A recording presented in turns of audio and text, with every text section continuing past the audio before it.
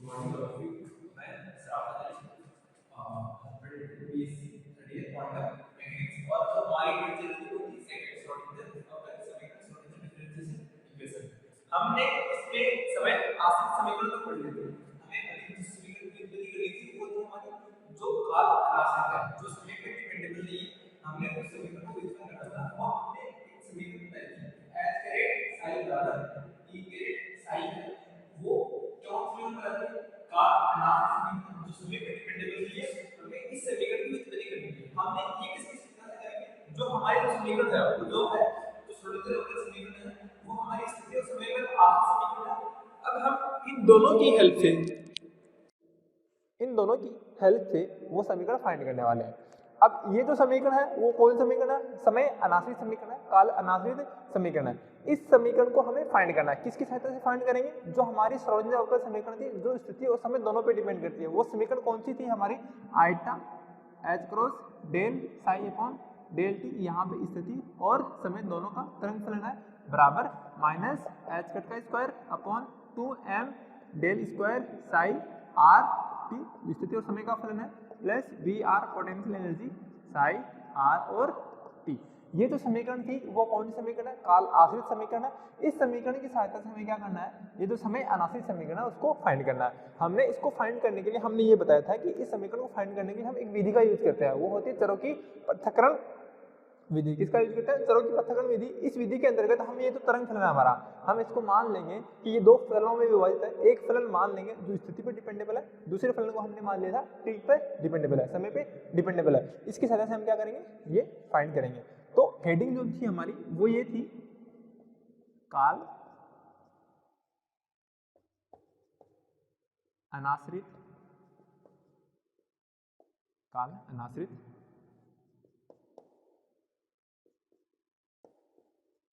Schrodinger अवकल समीकरण की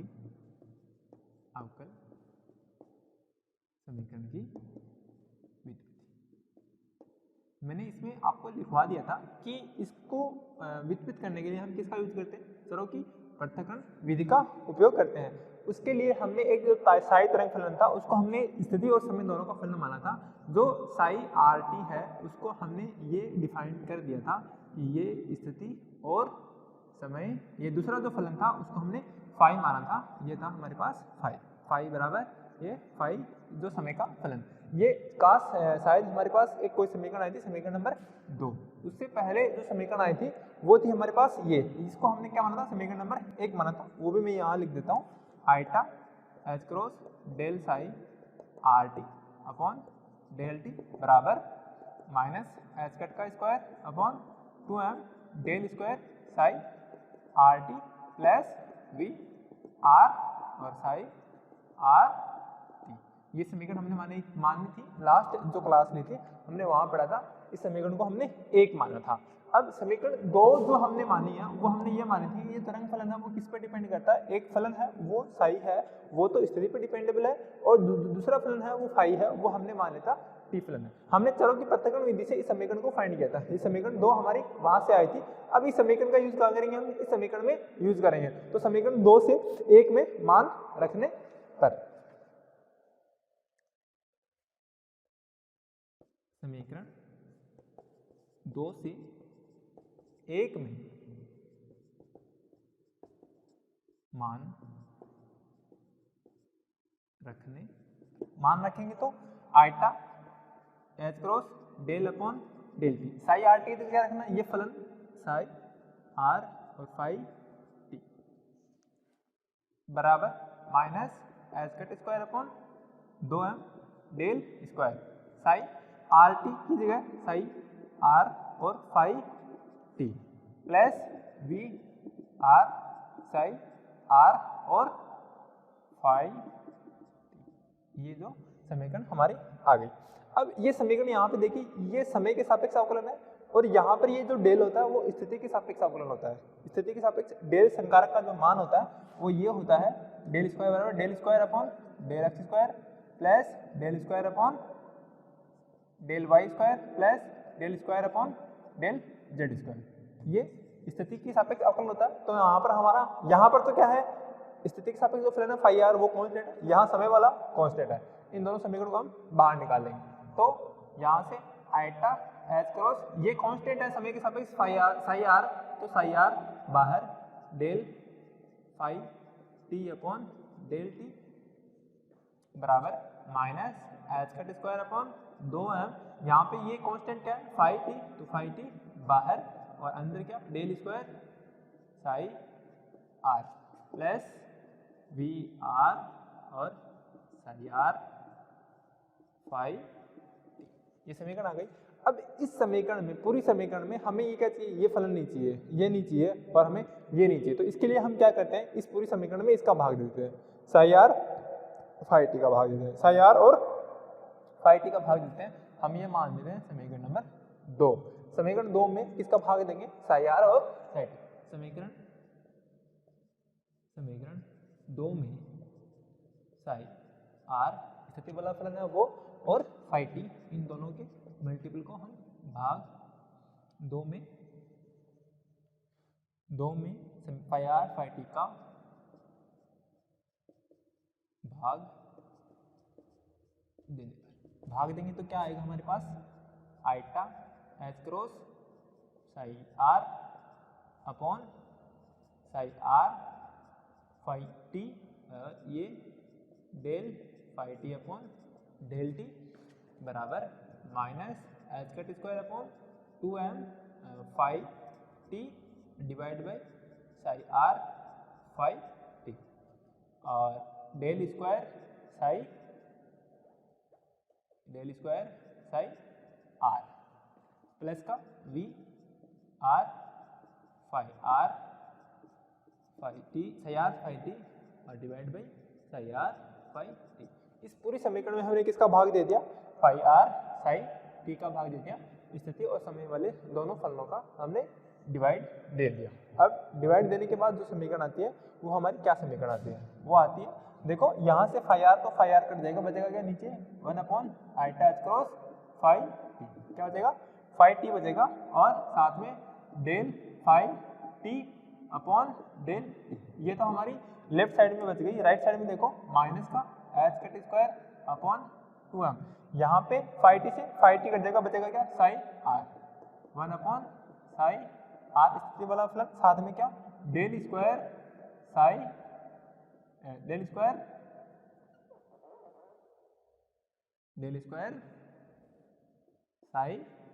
आर स्थिति वाला फलन बचेगा प्लस यहाँ पर क्या बचेगा वी आर, क्या बचेगा वी आर। ये जो समीकरण आई है वो हम मान लेते हैं समीकरण नंबर 3। क्या समीकरण नंबर 3। अब एक समीकरण 3 में एक बार ध्यानपूर्वक देखिए, इसकी ये जो लेफ्ट साइड है वो देखिए टाइम पे डिपेंडेबल है, टाइम पे ही निर्भर है। तो हम समीकरण 3 से हम क्या कर सकते हैं, जो समीकरण का लेफ्ट हैंड साइड है वो सिर्फ समय पर निर्भरता को दर्शाता है और यहाँ राइट साइड देखिए जो क्या करता है सिर्फ स्थिति पर निर्भरता को दर्शाता है। ये किसको दर्शा रहा है, ओनली समय पर निर्भरता को दर्शा रहा है, और ये जो राइट साइड है वो किस पर दर्शा रहा है, स्थिति पर निर्भरता को दर्शा रहा है।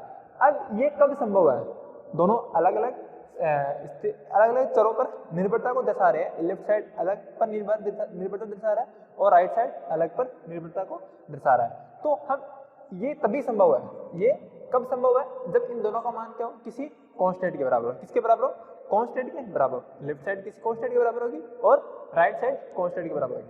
तो यहाँ पर हम देख रहे हैं दोनों अलग अलग चर किसी एक चर के बराबर कब हो सकते हैं, जब वो किसी एक चर के नियत मान के बराबर हो। तो ये मान ये किसी और नियत राशि के बराबर होगा, ये किसी और नियत राशि के बराबर होगा। उन दोनों की हेल्प से क्या करेंगे हम, जो हमारी काल अनाश्रित समीकरण है हम उसको फाइंड कर लेंगे। अब समीकरण 3 में हमें क्या नजर आ रहा है, हम पहले वो लिख लेते हैं। समीकरण 3 का जो हमें लेफ्ट हैंड साइड है वो समय पर निर्भरता को दर्शा रहा है, और जो राइट हैंड साइड है वो किस पर दर्शा रहा है, स्थिति पर निर्भरता को दर्शा रहा है। तो वो लिख लीजिए। सबसे पहले लिखिए, समीकरण 3 से स्पष्ट है कि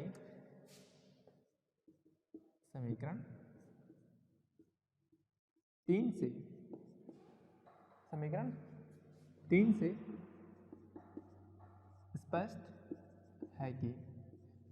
स्पष्ट है कि लेफ्ट हैंड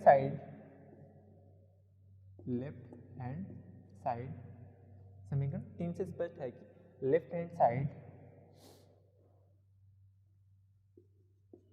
भाग केवल समय t पर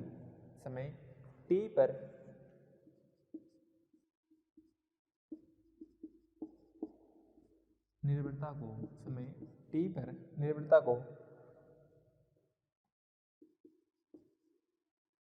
को व्यक्त करता है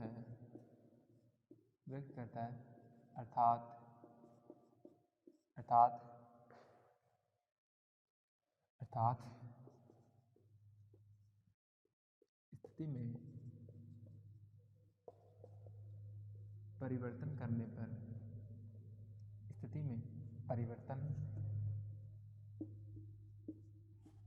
पर लेफ्ट हैंड साइड भाग में कोई भी परिवर्तन नहीं होगा। अब जब ये लेफ्ट हैंड साइड है वो स्थिति पर डिपेंड नहीं कर रहा, अगर इस तरफ हम स्थिति में परिवर्तन करें या ना करें लेकिन लेफ्ट हैंड साइड में कोई अंतर नजर नहीं आएगा। इसी प्रकार जो क्या है, जबकि RHS भाग राइट हैंड साइड भाग केवल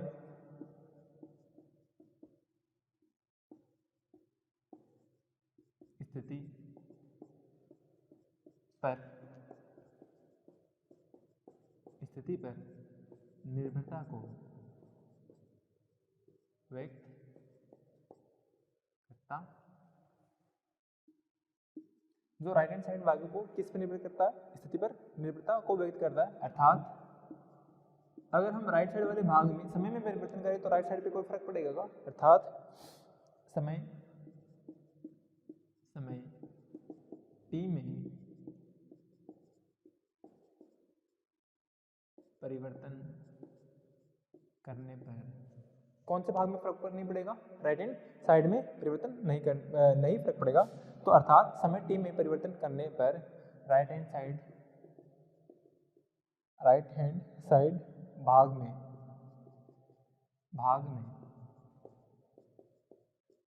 कोई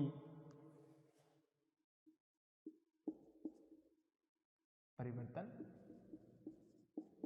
नहीं होगा। राइट हैंड साइड में भाग में कोई परिवर्तन नहीं होगा। और ये तब कब संभव है? यह तभी संभव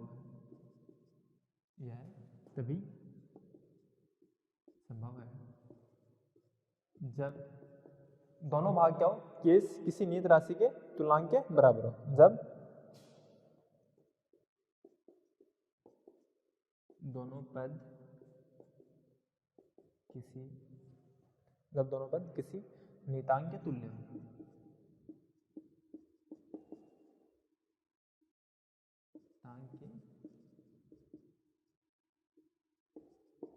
ये समीकरण हमने कहाँ से फाइंड की? जो हमारी समय आश्रित समीकरण थी हमने वहां से ये समीकरण फाइंड की। इसमें जो लेफ्ट हैंड साइड भाग है वो किस पर निर्भरता को दर्शा रहा है? समय पर। और जो राइट हैंड साइड भाग है वो स्थिति पर। जब हम समीकरण के यहाँ लेफ्ट हैंड साइड भाग में अगर देखें कि अगर हम स्थिति में चेंज करें, स्थिति में परिवर्तन करें तो इसके लेफ्ट हैंड साइड भाग में कोई परिवर्तन आएगा क्या? नहीं आएगा। इसी प्रकार राइट हैंड साइड भाग है जो किस पर डिपेंडेबल दर्शा रहा है? स्थिति पर दर्शा रहा है। तो स्थिति में जब परिवर्तन करेंगे, समय में परिवर्तन करेंगे तो राइट हैंड साइड भाग में कोई परिवर्तन नहीं होगा, क्योंकि यहाँ पर ये जो राइट हैंड साइड भाग की समीकरण वो समय पर निर्भरता को व्यक्त नहीं करती है। समय पर निर्भरता को व्यक्त सिर्फ लेफ्ट हैंड भाग करता है। लेफ्ट हैंड भाग में अगर हम स्थिति में चेंज करेंगे तो इसमें कोई परिवर्तन नहीं आएगा। इधर हम समय में चेंज करेंगे, समय में परिवर्तन करेंगे तो इधर कोई चेंज नहीं आएगा। ये कब संभव है? जब इनका मान किसी नियत राशि के या किसी नियत मान के तुल्य हो। नियत मान के तुल्य हो। अब हम इनका कुछ नियत मान मानेंगे। हम मान लेते हैं कि जो समीकरण 3 का जो राइट हैंड साइड भाग है, हम उसमें मान लेते हैं कि ये जो मान है, जो राइट हैंड साइड भाग है, इसका जो नियत मान है वो हम कुछ मान लेते हैं। उसकी हेल्प से क्या करेंगे, हम जो समय अनाश्रित समीकरण है वो फाइंड कर लेंगे। तो देखिए, माना यह नियतांक है वो कितना है? ई है। कितना ई है? हमने किसी इन दोनों समीकरणों का एक नियतांक मानेंगे। हम वो मान लेते हैं कि इनका कोई नियतांक है, कोई एनर्जी का नियतांक है, ई को शो करता है। किसको? ई को मानते हैं। ठीक है। और हमने क्या माना यह नियतांक ई है। माना यह नियतांक क्या है, ई है। क्या है, ई है, क्योंकि इसकी क्रिया ऊर्जा ऊर्जा के तुल्य होती है, क्योंकि इसकी क्रिया ऊर्जा के तुल्य होती है।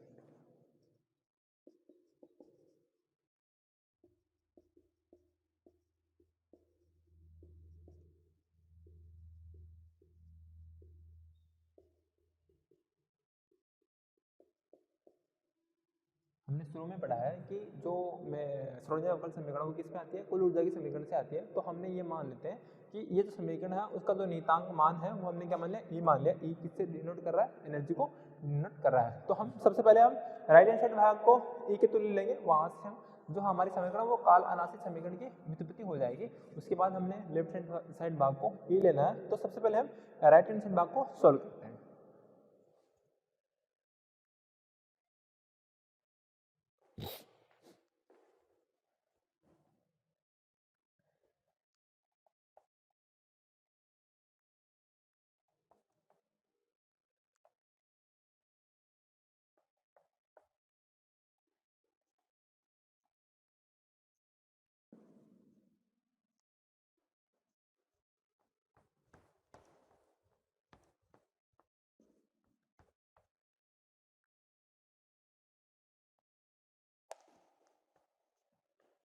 तो सबसे पहले हम किसको सोल्व करते हैं, राइट हैंड साइड वाले भाग को।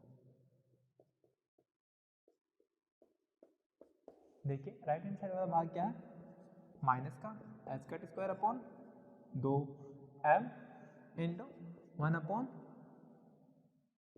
Sai R into del square psi R plus V R स्थितिज ऊर्जा बराबर किसके माना हमने, नियतांक ई के माना है। हमने जो ये बताया कि ये कब संभव है, जब क्या हो, दोनों मान किसी नियतांक के तुल्य, और वो नियतांक हमने ई माना है। वो ई क्यों माना है, क्योंकि ये जो समीकरण आती है वो क्या आती है, कुल ऊर्जा की तुल्यता को दर्शाती है। तो इसलिए हमने क्या माना, ई माना है। अब इसकी हेल्प से क्या करेंगे हम, वो फाइंड करेंगे। अब यहाँ पर देखिए ये जो फाई आर है इसको मैं यहाँ से हटाना चाह रहा हूँ, एलसीएम लेते हैं। तो अगर यहाँ से हटाऊंगा तो इसके साथ गुणन में आ जाएगा और इसके साथ गुणन में आ जाएगा। इस समीकरण को मैं ये लिख सकता हूँ क्या, minus H cut square upon 2m del square psi R plus V R psi R बराबर ई साई आर।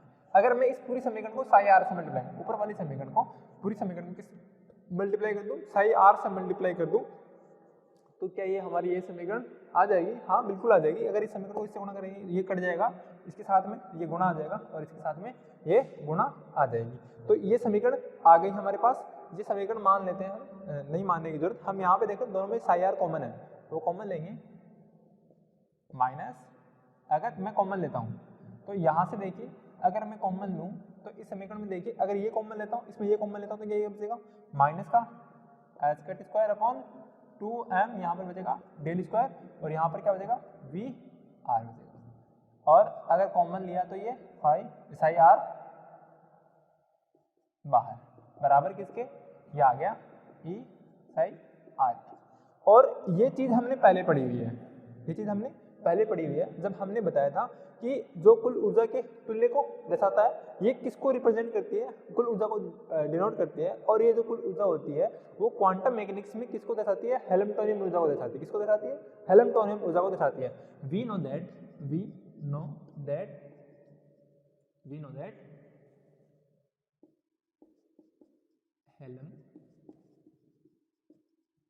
हेल्मटोनियम जो कुल ऊर्जा होती है उसको क्वांटम मैकेनिक्स में किससे दर्शाते हैं, एच से दर्शाते हैं। तो एच कैरेट जो होता है उसका मान होता है माइनस का H cut square upon 2m del square plus V are.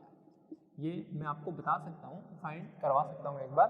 मैं अगर रिपीट करवाना चाहूँ तो ये चीज़ें हम देख सकते हैं कि ये क्या होती है। अगर ये हम निकालें तो देखें कि एक समीकरण थी हमारे पास, ये जो कुल ऊर्जा की समीकरण होती है वो किसको डिनोट करती है, गतिज ऊर्जा प्लस स्थितिज ऊर्जा के मान को डिनोट करती है। तो वहाँ जो क्वांटम मैकेनिक्स है उसमें किसी कण की जो कुल ऊर्जा होती है उसको हेल्मटोनियम ऊर्जा कहते हैं। क्या कहते हैं? हेल्मटोनियम ऊर्जा कहते हैं। और हेल्मटोनियम ऊर्जा से हम वहाँ से इसका मान निकाल सकते हैं। एक बार मैं आपको रिमाइंड करवा देता हूँ कि ये हेल्मटोनियम ऊर्जा कहाँ से आई। मैंने शायद पिछली कक्षा में बताया था। हम जो कुल ऊर्जा होती है ई होती है वो क्या होती है? 1/2 mv² plus V R. V R क्या होगी यहाँ पे? स्थितिज ऊर्जा। अब हम 1/2 mv² को लिखते हैं p²/2m, ऊपर नीचे m से मल्टीप्लाई करेंगे, m v का होल स्क्वायर आएगा, उसको p²/2m, साथ में वी आर। ये h हेल्मटोनियम ऊर्जा ही कुल ऊर्जा होती है। किसमें? क्वांटम मैकेनिक्स में। उसको h से डिनोट करते हैं। और यहाँ पे h कैरेट होती है। तो अगर हम यहाँ पे मान निकालें तो p कैरेट का जो मान होता है वो होता है माइनस का आइटा h क्रॉस डेल, इसका स्क्वायर/2m प्लस का वी आर। ये क्या क्वांटम मैकेनिक्स में स्थितिज ऊर्जा। और इसका स्क्वायर करेंगे तो माइनस का स्क्वायर करेंगे प्लस आई का आई स्क्वायर एच कट का square del square upon 2m। इस आई कट का स्क्वायर का मान कितना होता है? -1 होता है। ये समिश्र संख्या है, इसका मान -1 और एच कट का square upon 2m del square plus V R. और ये किसके बराबर होता है? एच कट के बराबर होता है। यही मान तो है, ये है हमारे पास। एच कट बराबर क्या? एच कैरेट बराबर क्या? माइनस एच कट का square upon 2m del square plus V R. ये मान क्या कहलाता है? हेल्मटोनियम ऊर्जा को रिप्रेजेंट करता है। तब क्या करेंगे? तब वो समीकरण जो आएगी हमारे पास वो नेक्स्ट समीकरण आ जाएंगे। ये किसको रिप्रेजेंट करता है? हेल्मटोनियम ऊर्जा को। जो संकारक होता है हेल्मटोनियम संकारक, उसको रिप्रेजेंट करता है। तो यहाँ से इसका मान आता है, ये किसके बराबर हो जाएगा? एच कैरेट साई स्थिति का फलन इक्वल ई साई आर। अब ये समीकरण देखिए, ये सिर्फ किस पे शो को दर्शा रही है? सिर्फ स्थिति पर निर्भरता को दर्शा रही है, समय पे डिपेंडेबल नहीं है। तो ये जो समीकरण है वो किसको क्या दर्शाती है? कि ये जो समीकरण है, उपरोक्त समीकरण किसको दर्शाती है? काल अनाश्रित समीकरण को दर्शाती है। और हमें क्या प्रूफ करना था? यही प्रूफ करना था कि इस समीकरण के बराबर ये आ गई। तो हमारी जो लास्ट समीकरण थी वो समीकरण शायद 3 हो गई समीकरण, ये मान लो हमारी 4। कौन से आ गए? समीकरण 4। तो समीकरण 4 से हमें क्या पता चलता है? तो समीकरण 4 है, या ये बोल सकते हैं, ये जो बाकी समीकरण ये आई है, ये समीकरण मान लो, ये मान लो 4 और ये मान लो 5। अब समीकरण 4 भी देखो क्या है? समय पे डिपेंडेबल नहीं। हमने इसको आगे सॉल्व किया तो समीकरण 4 व 5 किसको दर्शा रही है? सब काल अनाश्रित समीकरण को प्रदर्शित करती है। तो इसके नीचे लिखिए समीकरण 4 व 5 काल अनाश्रित समीकरण को व्यक्त करती हैं।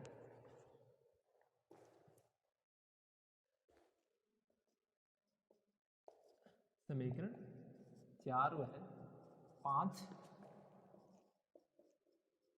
काल अनाश्रित समीकरण को व्यक्त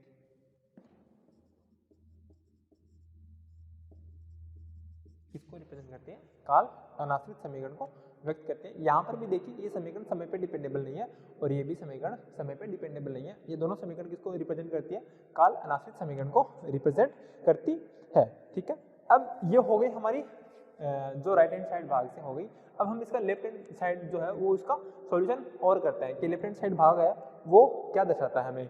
तो उस समीकरण का भी हम सॉल्यूशन करेंगे। ठीक है, ये हो गई। हमें प्रूफ तो क्या करना था? सिर्फ यही प्रूफ करना था कि ये काल अनाश्रित समीकरण इस प्रकार आती है। अब हमने राइट हैंड साइड भाग को तो क्या ले लिया? ई के तुल्य ले लिया। अब हम क्या करेंगे? लेफ्ट हैंड साइड भाग है उसको भी ई के तुल्य लेके देखेंगे कि हमें क्या मिलता है। तो द्वितीय स्टेप हमारी जो है लेफ्ट हैंड साइड क्या है? Iota H cross upon phi T del phi T upon del T बराबर हम क्या लेंगे? नियतांक हमने क्या ले रखा? ए ले रखा है। ये जो समीकरण थी अब हमारे काम के नहीं है। हमने राइट हैंड साइड भाग और लेफ्ट हैंड साइड दोनों को लिख लिया। हमने पहले राइट हैंड साइड भाग को सोल्व कर लिया, अब हम करेंगे left hand.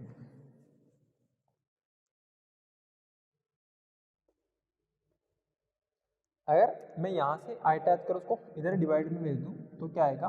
1/5 T del 5 T upon del T बराबर E upon iota H cross. अगर हमें आइटा को ऊपर नीचे मल्टीप्लाई करो तो नीचे हमारा आइटा माइनस को रिप्रेजेंट करेगा iota E upon H cross.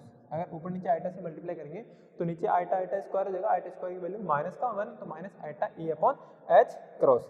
तो ये जो समीकरण है ये किसकी समीकरण है? प्रथम कोटि के अवकल समीकरण है। तो इसका हल भी हम क्या कर सकते हैं?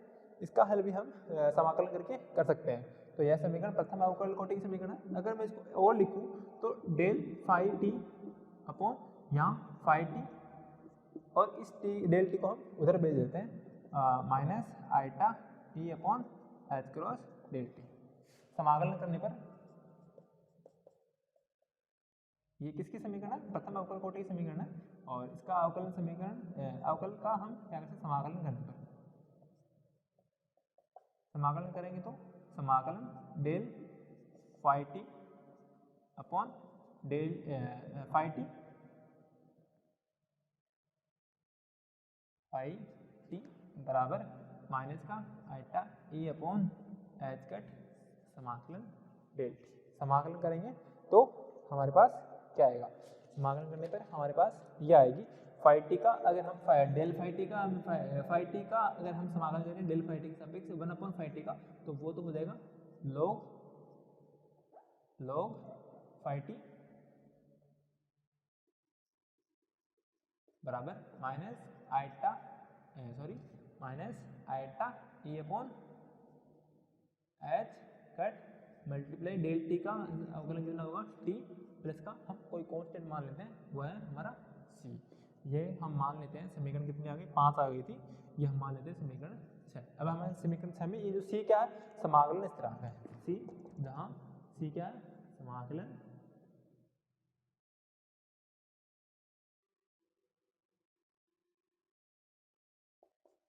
स्थिरांक। क्या है? समाकलन स्थिरांक है। सी क्या है हमारा? समाकलन स्थिरांक। अब हम क्या करेंगे? समाकलन स्थिरांक की गणना करेंगे और गणना करने पे हमें वो एक समीकरण आएगी, वहां से हम फाई टी का मान हम फाइंड कर लेंगे। अब यहाँ पर सीधा मान लेते हैं तो अगर फाई टी का मान क्या आता है हमारा? 0 आ जाता है तो वो समीकरण जो आएगी वो हमारी कौन सी समीकरण होगी वो हम निकाल लेंगे।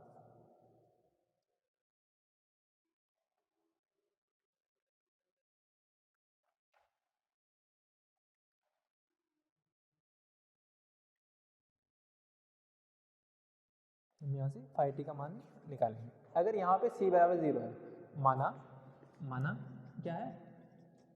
c बराबर 0। मैं चलो ऊपर लिख देता हूँ। तो ये जो समीकरण आई थी हमारी, ये किसको रिप्रेजेंट कर रही है? काल अनाश्रित समीकरण को रिप्रेजेंट कर रही है। ये कंप्लीट हो गई।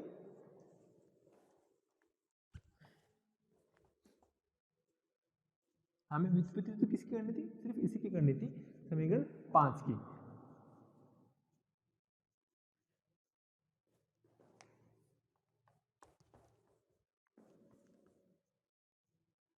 अब देखिए, अब वो समीकरण का हम सॉल्यूशन करते हैं। तो माना c बराबर क्या है?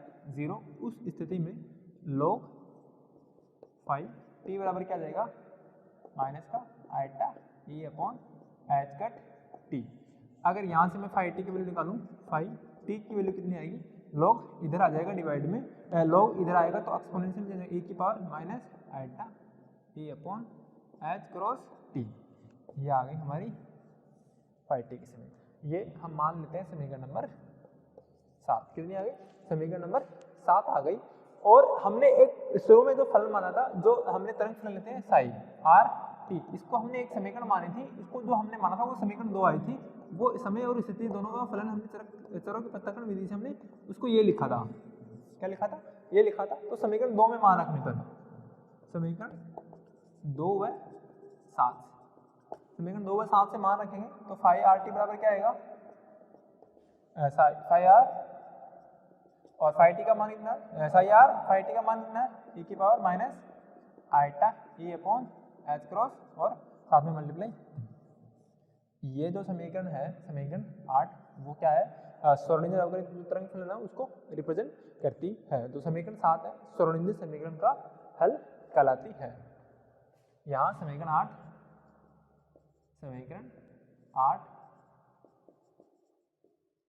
श्रोडिंगर अवकल समीकरण का हल कहलाती है। जो हमारा जो तरंग फलन था साई आर टी उसका हमने मान निकाल लिया। ये जो समीकरण आई है वो जो हमारी श्रोडिंगर अवकल समीकरण थी उसका हल कहलाती है। कई बार एग्जाम में ये भी पूछ लेते हैं कि श्रोडिंगर अवकल समीकरण का हल निकालिए। वो समीकरण क्या होगी? 8 होगी। फाई आर टी बराबर फाई आर ई की power minus iota H cross E की power minus iota E upon H cross T. ठीक है, ये जो समीकरण 8 है वो क्या कहलाती है? श्रोडिंगर समीकरण का हल कहलाती है। श्रोडिंगर अवकल समीकरण थी हमारी, उसका हल कहलाती है।